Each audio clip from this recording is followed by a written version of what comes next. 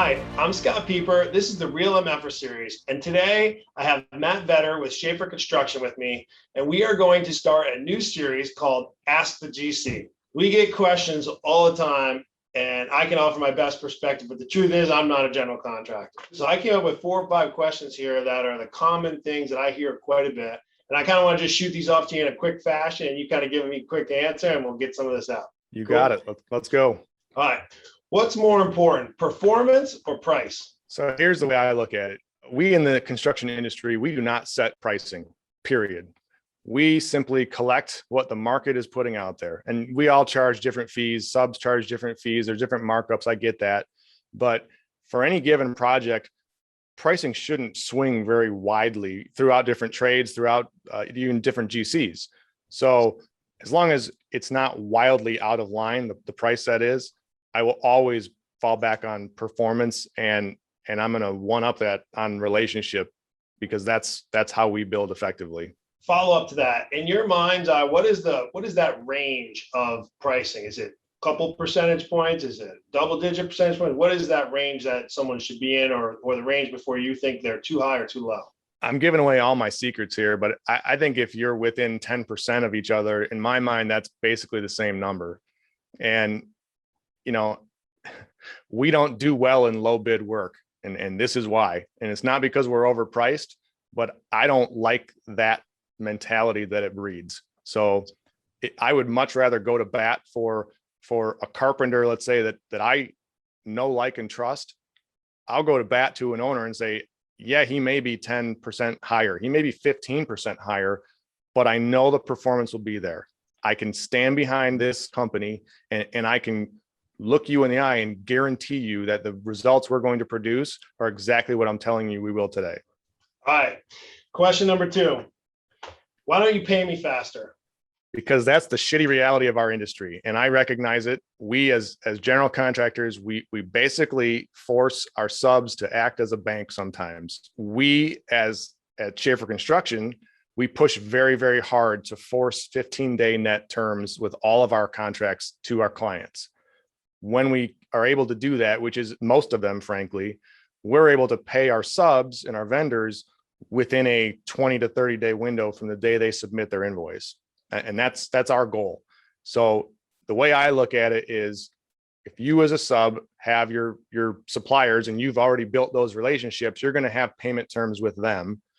We may or may not know what they actually are, but typically speaking, you get at least 30 days. So if I can get you paid in 30 days from when you send me an invoice, I feel like I'm at least doing my part to lessen that burden on you as a sub to be my bank.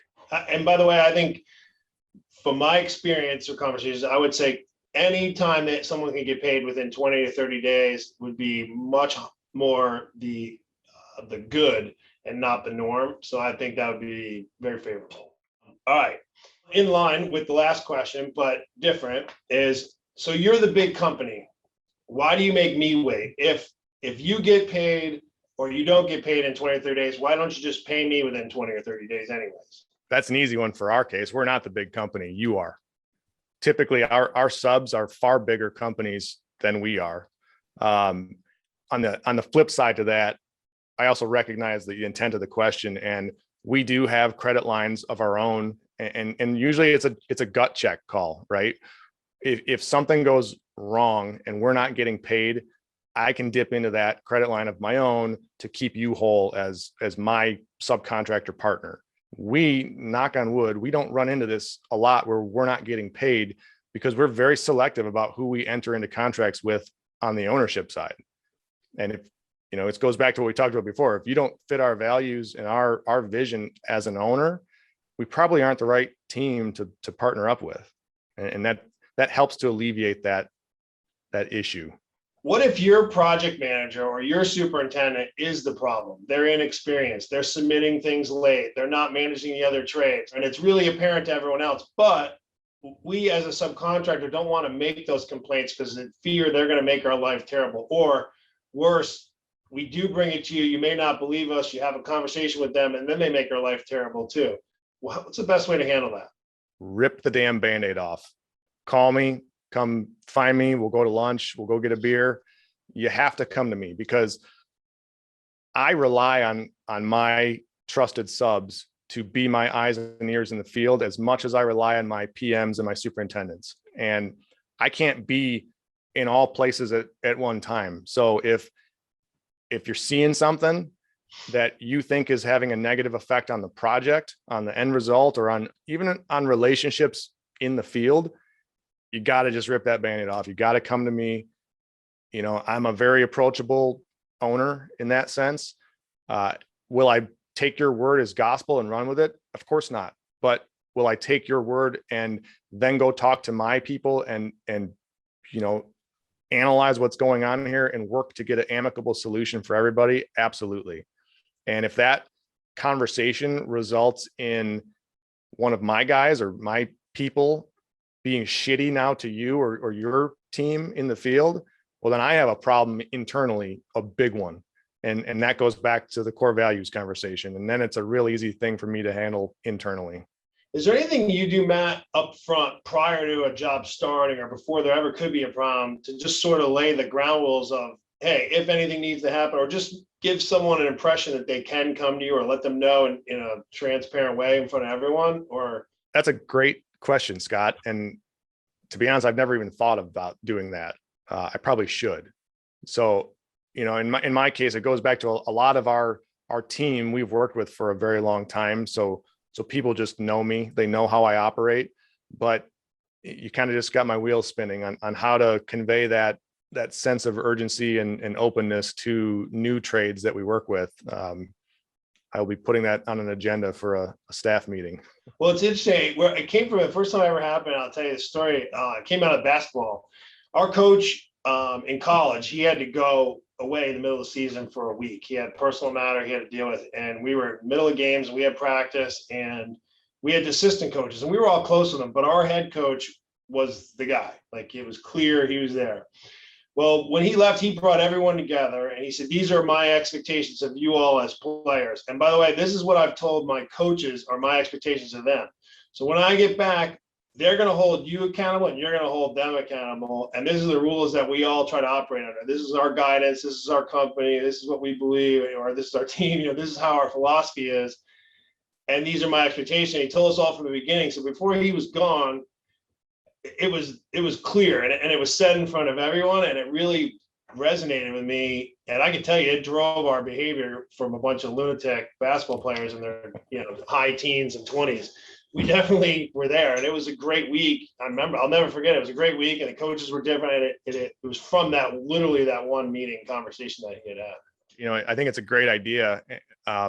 Being as heavily rooted in pre-con as I am, I think you hash out a lot of that just through communication. You know, we communicate so much and work so tightly together from a very early point in most projects that by the time we get to construction, most of that's already fleshed itself out. All right, one additional question came in specifically related to our webinar, and I'm going to read it because it's a little long. How can my firm, as a small disadvantaged veteran-owned small business, or other small businesses or minority businesses or women-owned businesses, get involved in the bidding process sooner? There's often not enough time between the receipt of solicitation and a bid date to dig into drawings and specs to determine the actual FF&E needs to offer a price. That's a loaded question. I mean, that's going back to hard bid jobs for one. How do you get involved earlier? There's BidNet, there's Construct Connect, there's that sort of service out there where you can be notified of open projects. I mean, I would take a twist to it and say, build the relationship with the GCs that you want to work with. And then when those opportunities come out, because we should be the ones that hear about it first in a perfect world. But when we get notified, then I'm going to go to my new FF&E supplier that I just met last week or that we've been chatting for the last 6 months. To me, that would be the best way to do it, is just foster that relationship first.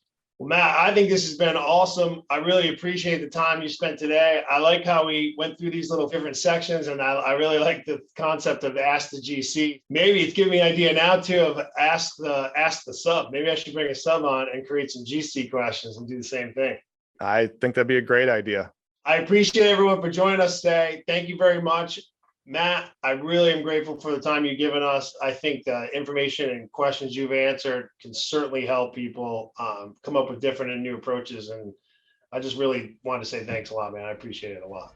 Absolutely, Scott. And thank you for having me on. I'm happy to talk about it. It's an industry that I love. I'm passionate about this. So any chance I get to run my mouth a little bit, I'm happy to do it. Thanks, everybody.